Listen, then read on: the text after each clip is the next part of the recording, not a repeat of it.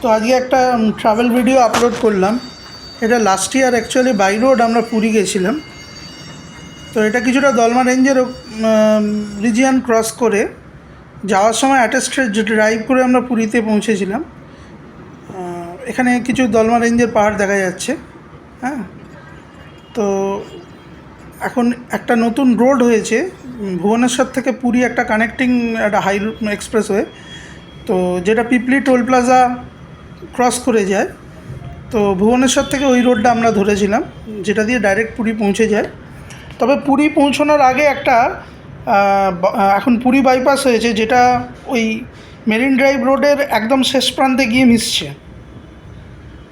তো ওই রোডটা আমরা ধরেছিলাম।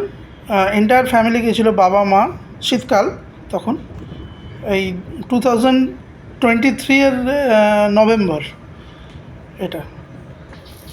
তো এন্টায়ার ফ্যামিলি গিয়েছিলো।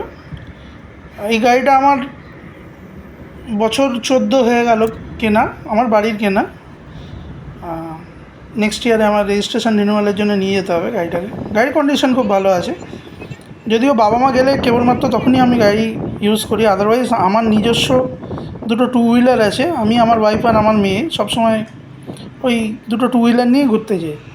তো যেহেতু আমার মার্কেটিং এক্সপিরিয়েন্স রয়েছে অনেক দীর্ঘ, এবং বিভিন্ন জায়গায় আমি টু হুইলার নিয়ে গেছি, সে ওয়েস্ট বেঙ্গলের মধ্যে নর্থ বেঙ্গল, বিহার, ঝাড়খণ্ড, হ্যাঁ, উড়িষ্যা, মিদনাপুর, সব রিজনে আমার ঘোরা মোটামুটি। তো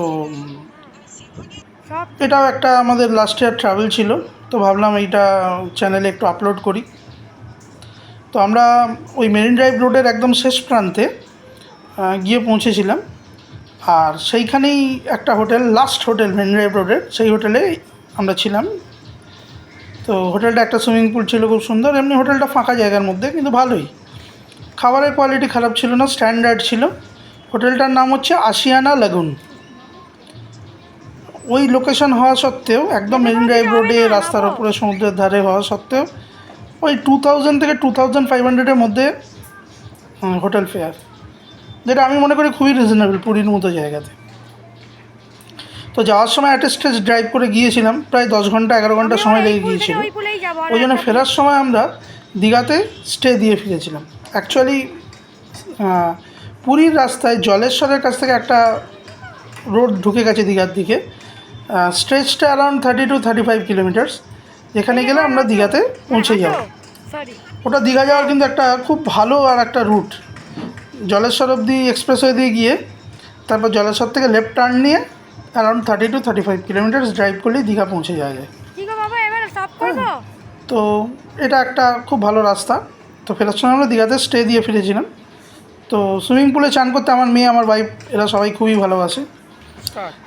তো সমুদ্রে চানের সঙ্গে সঙ্গে এই সুইমিং পুলেও অনেক চান করেছি। ওরা স্পেশালি আমাদের পুলটা পরিষ্কার করে দিয়েছিল।